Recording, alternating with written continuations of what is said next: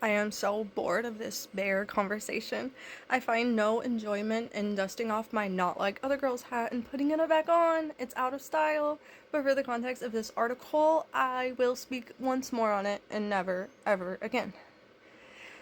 The bear argument is a logical fallacy. You're lost in the forest for days, you're starving and dehydrated, you have no shelter or supplies. Would you really rather come across a bear than a man? If you say yes, then you're lying. It's theatrics. If you're in a state of desperation, then you jump at the chance of being rescued. Masculinity wouldn't be so toxic then, huh? I avoid random men, well, humans in general, in any public place. But if I'm lost, if I'm in trouble, then I would have blind faith in a stranger. Likewise, if a stranger was in danger and I had the power to help them, I would. Willingness to help others and to have empathy for others is what made us human. We've lost that humanity, though. For argument's sake, let's say you're not lost. You're in the woods for funsies. You know how to get back to civilization. Yeah, bitch, you're a strong, independent woman. You don't need to be rescued. Who do you think you'd be more likely to defend yourself from? A bear or a man? A man. Duh. It's easier to kill men than bears. Not that I would know from personal experience or anything. But if you're that terrified of men, just carry a gun. Problem solved. But that's victim blaming. More like victim prevention. Of course, if a man harmed a woman, I wouldn't say it's her fault for not having a gun. That's ridiculous. It's the man's fault. Men who are violent against women should be publicly hanged. The question isn't even, would you rather defend yourself from a bear or a man? It's, would you rather encounter a bear or a man in the forest?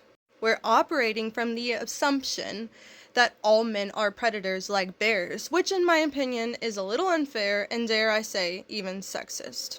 Go ahead and call me a pick-me, you losers. It's honestly misogynistic that you would assume I'm sharing my unpopular opinions for brownie points from men online. I've been picked by the only man that matters to me since 2013. Try being less insufferable, and maybe one day someone will pick you too. Your bear argument has zero logic behind it because you encounter men every day. If you felt that threatened by them, you would never leave your home. Your hysterics are pure performance art. You are more likely to be attacked by a man in the city than a man in the forest anyway.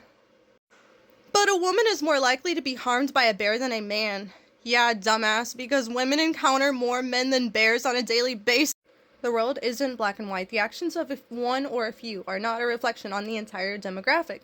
You can say that men statistically are responsible for more violent crime, but you can also use that same argument about black men in particular, to which you would respond, there's nuance to the race conversation that's being left out, and that is my point. Same applies to the gender war conversation. I understand that a lot of women choosing the bear have PTSD from being harmed by men in the past. Well, so do I. I've been I'm not saying all of it. You gotta read the article for that. I've been abused by men. Still, I have more than 2 brain cells, therefore I blame my abusers, not all men. The villain arc I've been witnessing from the male population has only been accelerated by this bear conversation. It's counterproductive. It's about tearing men down instead of lifting women up. The backlash causes further polarization. People choose sides based on gender rather than principles or logic.